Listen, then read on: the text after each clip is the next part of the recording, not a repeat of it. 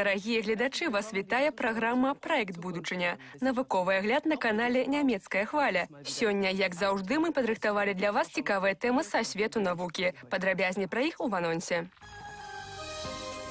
Правяранне на падман і лгаць не мае сэнсу. Даяры і рука тэнісіста. Перанапружанне на працы. І хімія ў бутэльках. Небяспечны бісфенол А. У выпадку Пінокія ўсё было проста. Кожны раз, калі ён падманваў, яго нос падаўжаўся. У казцы нос рос і рос, бо драўляны чалавек і лгаў вельмі часта. Але ў рэальным жыцці выкрыць махляроў не так проста. Нават эксперты ў гэтым часта памыляюцца. Аднак выглядае на тое, што дзякуючы навуцы, для лгуноў пачнуцца цяжкія часы. Лабараторыя ў Інстытуце эксперыментальнай псіхалогіі універсітэту Рэгенсбургу. Тут навукоўцы спрабуюць выкрыць падман. Іхная зброя – паліграф, дэтэктар маны. Псіхолог Гельмут Люкеш хоча разам са сваімі студэнтамі вызначыць фізіялагічныя рэакцыі чалавека, калі той падманвае. Для гэтага ён падлучае да студэнткі вымяральныя электроды. Яны маюць адсочваць рэакцыі цела цягам эксперыменту. Дэтэктар маны вызначае фізіялагічныя характарыстыкі, да прыкладу, электраправоднасць скуры, глыбіню дыхання, частату пульсу. Якія ж параметры тут вызначальныя? Добрае пытанне. Навуковец злучае электроды з ноутбукам. Пасля гэтага студэнты задаюць разнастайныя пытанні.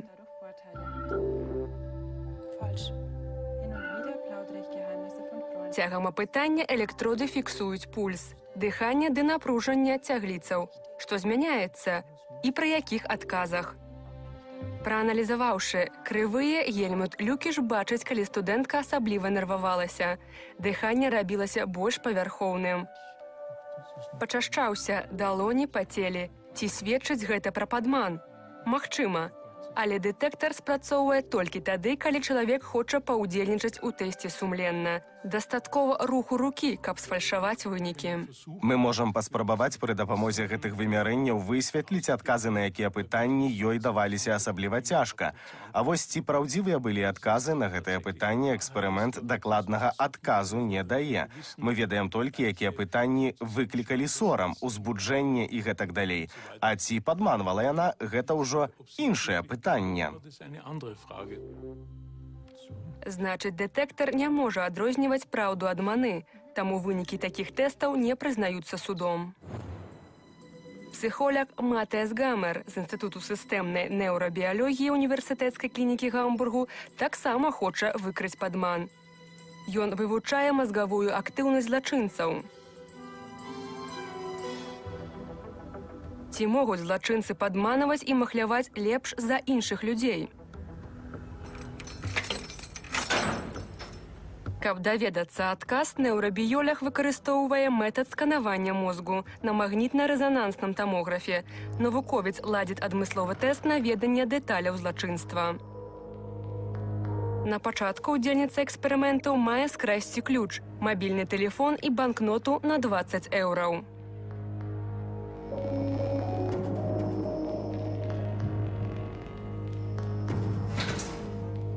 Цягам крадзяжу ў ейным мозгу фіксуюцца выявы месца злачынства і скрадзеных рэчаў. Гэтымі спецыфічнымі ведамі пра злачынства ніхто, акрамя яе, не валодае.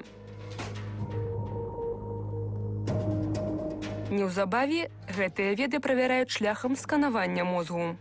Пытанне ў тым, ці пазнае чалавек выяву, якая мае для яго вялікае значэнне, напрыклад, тое, што чалавек убачыў альбо зрабіў цягам злачынства. Эксперымент пачынаецца. Замест класычнага дэтэктару маны навуковец выкарыстоўвае гэты апарат – магнітна-рэзанансны тамограф. З дапамогаю моцнага магнітнага поля сканер мае вымяраць, якія зоны мозгу актывізуюцца і наколькі моцна.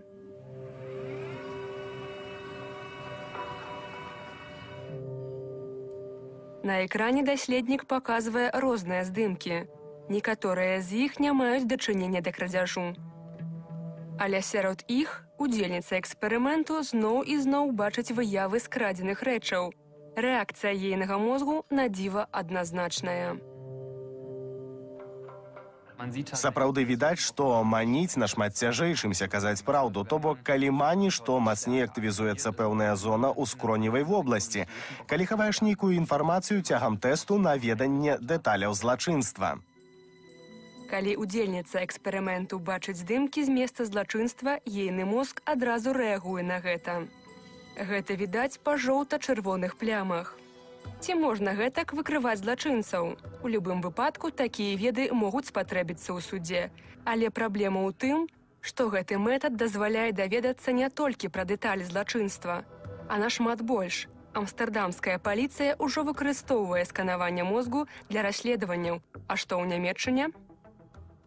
Паліцыя тэарэтычна можа выкарыстоўваць тэст на веданне злачынства, але на практыцы гэтага ў Нямецчыне пакуль не робіцца. Хаця цалкам магчыма, што ў будучыні яго будуць выкарыстоўваць. Тады паўстане пытанне, ці хочам мы гэтага, ці хоча гэтага грамадства.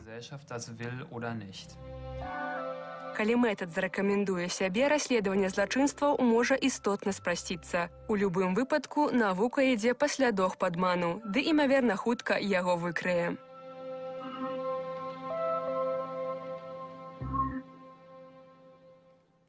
У сённяшнім пытанні гледача з Уганды ідзецца пра іншую даўнюю мару чалавека, для рэалізацыі якой без пілёта не абысціся.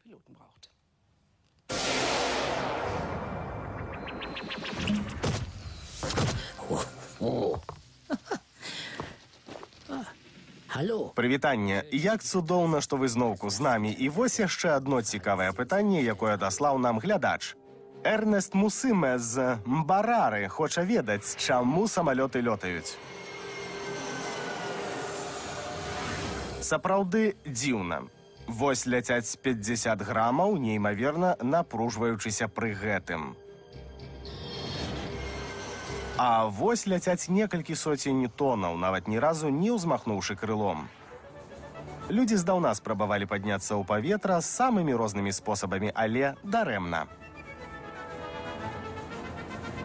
Нават геніяльнаму Леонардо да Вінчы гэта не ўдалося. Ніводная машына не здольная была махаць крыламі дастаткова часта.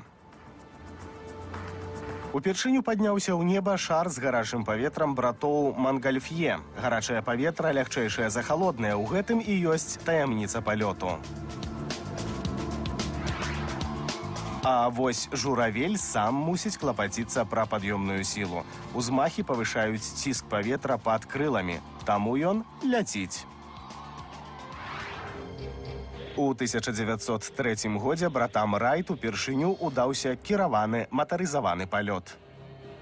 Для таго, каб самалёт адарваўся ад зямлі, трэба розніца ціску паветра пад і над крыламі. Як гэта магчыма? Рэч у тым, што крыло самалёта сагнутае, уверсе больш, чымся ўнізе. Таму над крылом паветра ідзе хутчэй, чым пад ім. А там, дзе паветра ідзе хутчэй, зніжаецца ціск.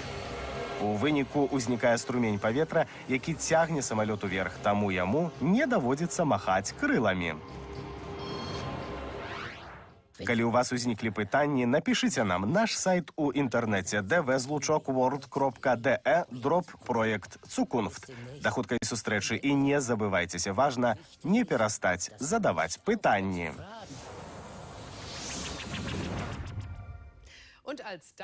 У падарунак за гэтае пытанне наш глядач атрымае DVD Айнштайнчыка. Калі і вы хочаце атрымаць яго, напішыце нам. На нашым сайце вы знойдзеце ўсю патрэбную інфармацыю што да нашай праграмы і анкету, якую можна запоўніць. Калі вам пашанцуе, то і вы атрымаеце вось гэты дыск. Пластыкавы посуд, пластыкавыя бутэлькі ды кубачкі. Як гэта практычна? Яны лёгкія і не б'юцца, але ўвага, яны могуць быць шкодныя для здароўя. У плястыку часта утрымліваецца хімічнае рэчыва бісфенол А, адно з найбольш распаўсюджаных у свеце. Яго знайшлі нават у дзіцячых сосках. Тым часам ужо шмат гадоў вядуцца дыскусіі пра небяспеку для людзей бісфенолу А.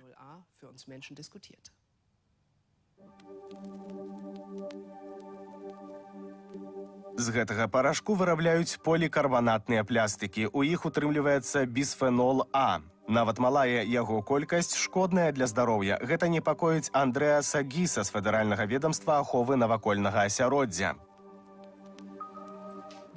Бісфенол А утрымліваюць шмат якія прадметы штодзённага ўжытку. Прыкладам, DVD цалкам зроблены з пластыку на аснове бісфенолу А. Таксама ён можа выдзяляцца з унутранага пакрыцця кансервавых бляшанак. І ў пляшках для напояў ёсць віды плястыку, якія з часам могуць выдзяляць бісфенол А. Як паказалі доследы на жывёлах, гэтае рэчыва дзеіць як гармон эстраген. Самкі слімакоў, якія атрымалі малую дозу бісфенолу А, пачалі адкладаць больш яек. У самцоў перастаў развівацца пеніс, і яны зрабіліся бясплоднымі. У нашых найбліжэйшых сваякоў малпаў бісфенол А выклікае пашкоджанне мозгу, але наколькі небяспечная гэтая рэчыва для чалавека? Мы ведаем, што бісфенол А можа паўплываць на развіццё жывёлаў, перадусім перад нараджэннем і неўзабаве пасля нараджэння. Ідзецца пра развіццё палавых органаў, асаблівасці паводзінаў, але апрача гэтага пра ўзнікненне ракавых захворванняў у далейшым жыцці. Мы мяркуем, што анамаліі, якія мы зафіксавалі ў жывёлаў, могуць узнікнуць і ў людзей. Ягоная боязь не беспадстаўная, бо пасля пераапрацоўвання гэтае рэчыва незаўважна трапляе з плястыку ў чалавечы арганізм праз ежу альбо пыл. Пры награванні пляшкі выдзяляюць у 55 разоў больш небяспечнага рэчыва. Нягледзячы на гэта, іх працягваюць выкарыстоўваць. Плястыкі, што вырабляюцца з бісфенолу А, лёгкія і празрыстыя. Іх лёгка перапрацоўваць. З якасцямі гэтага матэрыялу наўрад ці зможа канкураваць нейкі іншы плястык. Таму аб'ём вырабу плястыку з бісфенолу А штогод расце на 8%. Для хімічнага сектару гэта вялізныя тэмпы. Але рызыка застаецца. Брытанскія навукоўцы з Эксетэру выявілі ў 90% насельніцтва высокае ўтрыманне бісфенолу А. Тамара Гэллоуэй і Дэйвід Мелзер упершыню вывучаюць уплыў гэтага рэчыва на чалавека. Яны даследуюць аналізы мачы 1500 сярэднестатыстычных амерыканцаў. Навукоўцы супастаўляюць утрыманне рэчыва з хваробамі удзельнікаў эксперыменту. Вынікі жахаюць. Людзі з найбольш высокай канцэнтрацыяй бісфенолу А ў мачы больш як удвая часцей пакутуюць на дыябет і хваробы сэрца. Да таго ж у іх пашкоджаны энзымы пячонкі. Людзі ядуць і п'юць тое ж самае цягам доўгага часу і таму прымаюць аднолькавую дозу бісфенолу А. Гэта палохае нас, бо працяглае ўжыванне гэтага рэчыва небяспечнае. Еўрапейскае ведомства бяспекі харчовых прадуктаў вызначыла максімальную дозу 50 мікраграмаў на кілаграм масы цела на дзень. Абгрунтаванне бісфенол А застаецца ў арганізме кароткі час і выходзіць вонкі разам з мачой. Таму ён не шкодны, але наколькі моцна ён уплывае на наш арганізм, ніхто не ведае. Бісфенол А – гэта адно з найбольш прыбытковых рэчываў для прамысловасці. Нельга дакладна сказаць, ці небяспечнае яно для нас і нашых дзяцей. Але нельга выключыць, што яно шкоднае для здароўя. Мяркую, што нам варта паводзіць сябе асцярожна і не выкарыстоўваць бісфенол А ў сферах, звязаных з людзьмі ды навакольным асяроддзем. Каб пазбегнуць кантакту з бісфенолам А, трэба зважаць на адпаведныя пазначэнні, але калі вы хочаце быць упэўненымі на 100%, карыстайцеся старымі добрымі бутэлькамі са шкла. Нават у шкляной бутэльцы прысутнічае бісфенол А. Йозеф Кёрлі са шпіталю Шарэтэ, які вывучае гармоны, можа нашмат больш расказаць пра гэта. Дык наколькі небяспечны бісфенол А? На маю думку, гэта адно з праблематычных для навакольнага асяроддзя рэчываў, бо яны ўзаемадзейнічаюць з гарманальнай сістэмай. Да таго ж мы ведаем, што яны ўплываюць на цэнтральныя малекулы, якія адказваюць за гарманальнае дзеянне, што мае ўплыў на рост ды функцыянаванне клетак жывёлаў ды людзей. Бісфенол А – адно з найбольш інтэнсіўна даследаваных хімічных рэчываў. Аднак існуе вельмі шмат даследаванняў, і адмыслоўцы прыходзяць да розных высноваў. Гэта мы бачылі ў сюжэце. Чаму гэта так? Няўжо так цяжка высветліць праўду? Так, на пачатку трэба выявіць праблему і высветліць, ці актуальная яна. А ў нашым выпадку гэта так, бо выкарыстанне матэрыялаў, у якіх прысутнічае бісфенол А, павялічылася. Некаторыя метады даследаванняў сталі вядомыя толькі некалькі гадоў таму. Напрыклад, доследы на жывёлах ці клетках.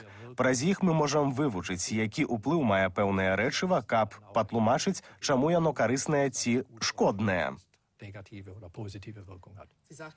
Вы казалі, што праблему трэба спачатку вызначыць, але зноў і зноў высвятляецца, што пэўныя рэчывы вельмі шкодныя для здароўя, ужо пасля таго, як іх шмат гадоў выкарыстоўвалі. Чаму не вывучаць іх больш дакладна на пачатку? Няўжо гэта немагчыма? Нам бракуе методыкі. Напрыклад, толькі некалькі гадоў таму мы навучыліся даследаваць уплыў на гарманальную сістэму, бо вызначылі, на якія малекулы ў клетках уплываюць гармоны. Па-другое, ва ўжытак трапляюць новыя рэчывы. Іх шмат. Рэчывы, якія ахоўваюць ад дзеяння ультрафіялету, рэчывы, якія запавольваюць гніенне і выкарыстоўваюцца для апрацоўвання караблёў. Яны ўплываюць на развіццё і функцыянаванне клетак, на гарманальную сістэму. На падставе праведзеных эксперыментаў лічыцца, што гэтыя рэчывы выклікаюць змены ў паводзінах жывёлаў і, магчыма, людзей. А пакрыццё з караблёў трапляе ў мора, у рыбу, якую мы емо, так што расхлёбываць усё даводзіцца нам. Шмат якія з гэтых рэчываў да таго ж тлушчарастваральныя, таму яны могуць назапашвацца ў арганізме. Дык ці можна замяніць бісфенол А ды астатнія небяспечныя рэчывы іншымі? У прынцыпе, гэта магчыма, але тады трэба часцей замяняць матэрыялы, у якім яны ўтрымліваюцца альбо для вырабу якога выкарыстоўваюцца. Але пры гэтым невядома, ці не з'явяцца праблемы і з наступным рэчывам, якое ўвядуць ва ўжытак. Нам вядомы каля 15 рэчываў, уплыў якіх на гарманальную сістэму нас моцна непакоіць. Хаця на сённяшні момант мы не маем дастаткова звестак, каб забараніць іх далейшае выкарыстанне. У нашай студыі быў Йозеф Кёрле. Шчыра дзякуй за гутарку. Як узнік сусвет? Як узніклі мы? Каб адказаць на гэтыя падставовыя пытанні, трэба зазірнуць у бясконцую прастору, у космас. Наколькі гарманічным пры гэтым можна быць у штодзённым жыцці, паказвае фізік з Канады, які працуе і жыве ў Нямецчыне. Гэта адзін з выдатных маладых навукоўцаў, якіх мы прадстаўляем у серыі «Бліскучы інтэлект». Мая калега Карнелія Борман сустрэлася з ім у Мюнхене.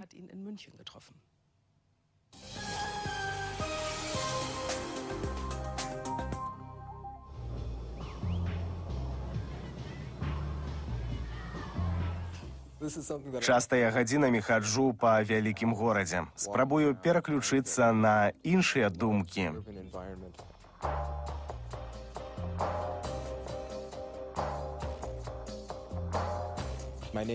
Мяне завуць Ануч Парых. Я прыехаў сюды з Канады. Займаюся астрафізікай ды атамнай фізікай у тэхнічным універсітэце Мюнхену. Мы хочам высветліць, адкуль паходзяць разнастайныя элементы нашай сонечнай сістэмы, рэчывы, з якіх мы складаемся.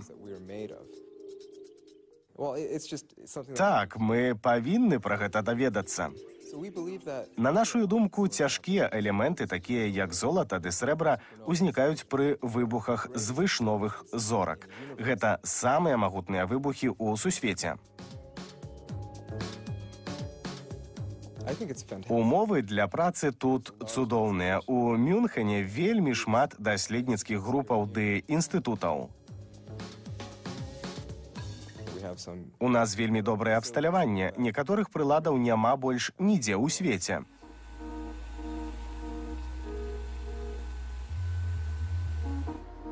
Гэта паскаральнік часцінак. Выдатная рэч. З яго дапамогай мы мадэлюем працэсы, якія маюць адбывацца пры касмічных выбухах.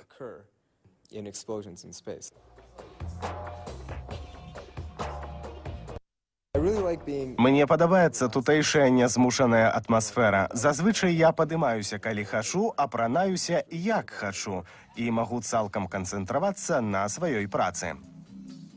У мюнхенскім раёне Швабінг жывецца вельмі прыемна. Тут ёсць рэстараны і бары. Удзень і ўначы па вуліцах ходзяць людзі. Толькі выйдзеш з кватэры, і ты ўжо сярод людзей. Я хачу як мага лепш інтэгравацца ў гэтае грамадства. Вельмі хачу вывучыць нямецкую. Раней я займаўся з выкладчыкам, цяпер спрабую чытаць газеты са слоўнікам.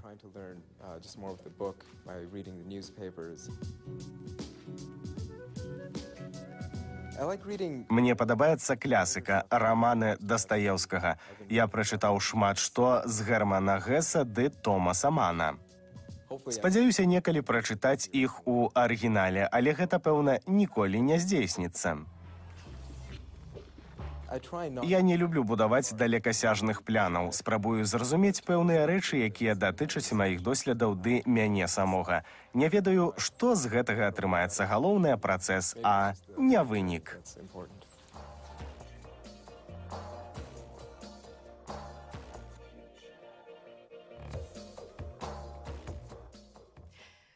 Той, хто шмат працуе за кампутарам, можа сапсаваць паставу. Тое ж самае датычыць і людзей, якім цэлы дзень даводзіцца стаяць. Ёсць пэўныя рухі і высілкі, якія могуць прывесці да сур'ёзных праблемаў. Добры прыклад – гэта так званая рука тэнісіста. Калі руку перагружаць, яна пачынае балець. І няважна, на тэнісным корце, пры хатняй працы або ў хляве. Менавіта там вядуцца выпрабаванні новай прылады, якая мае дапамагчы пазбегчы такіх хваробаў у будучыні. Даільны апарат важыць 3,5 кілаграмы. На гэтым даільным станку яго выкарыстоўваюць 100 разоў штодня. Таму штодзённае напружанне для даяра складае 350 кілаграмаў. Гэта можа выклікаць хваробу рукі. Галоўны цяжар узнікае, калі вешаеш прыладу, бо рука тады выцягнутая. Гэтую праблему хочуць вырашыць інжынер ды аграном.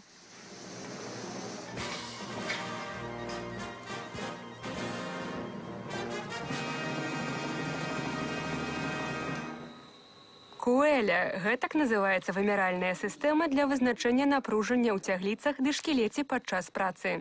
Інго Герман з нямецкага інстытуту аховы працы удзельнічаў у яе распрацоўванні. Яе можна ўжываць пры любой працы. Лабараторныя выпрабаванні не спатрэбяцца. Мы хочам адразу пайсці на даільны станок, а даяр хай рухаецца як звычайна. Звесткі, атрыманыя з дапамогай Куэля, аналізуе Марен Каўке. Тут, у Швайцарыі, у даследчым інстытуце «Аграскоп», яна вывучае напружанне пры даенні. Паварушыце, калі ласка, рукой. Вось так. Вымяральная прылада, далучаная да працаўніка, адначасова фіксуе напружанне ва ўсіх суставах і цягліцах. У нас ёсць сэнсары, якія кантралююць спіну, ажно да вобласці тазу. Ёсць сэнсары на сцёгнах, на каленях, нават вусцілкі, адчувальныя да ціску.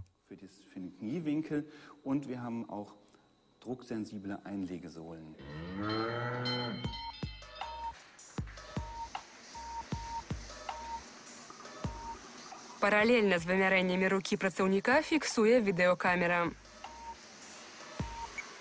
На кампутары відэакадры синхронізуюцца з анімацыяй прылады Куэля. На падставе гэтых вымярэнняў Марен Каўке бачыць, якія рухі робяцца няправільна і прыносяць шкоду здароўю. Добра відаць, што пры выкарыстоўванні даільнага апарату працаўнік трымае рукі далёка ад цела. Звычайна, пры фізічнай працы рукі маюць заставацца блізка да тулава. Ён працягвае руку да вымя і трымае даільны апарат пад ім. То бок, гэта статычная праца. Пры гэтым локаць ён трымае пад вуглом, шкодным для здароўя. Калі ён працуе, то рука ягоная амаль што цалкам выцягнутая. Калі паглядзець на статыстыку, то відаць, што 70% часу, які мы здымалі працаўніка на даільным станку, ягоны локаць быў у нездаровай пазіцыі.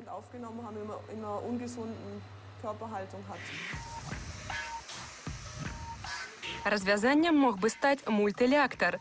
Новы, больш лёгкі даільны апарат праходзіць стадыю выпрабаванняў. Перавага яго ў тым, што кожны з 4 даільных кубачкаў важыць менш за 500 грамаў. Іх можна паасобку замацоўваць на вымя. Такім чынам даяру трэба працаваць з меншаю вагою, што змяншае цяжар для рукі.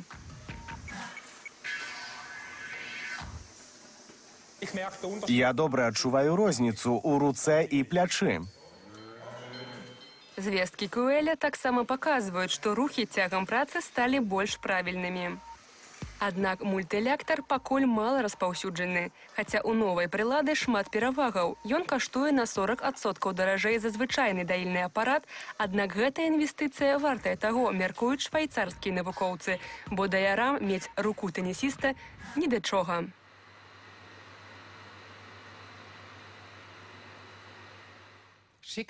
На гэтым праект «Будучыня» падышоў да канца. Спадзяемся, праграма вам спадабалася. На наступным тыдні вы ўбачыце новае выданне нашага навуковага агляду і шмат цікавых тэмаў. А пакуль вы можаце зазірнуць на наш сайт dw.word.de/проект Zukunft. Усяго добрага. Бывайце.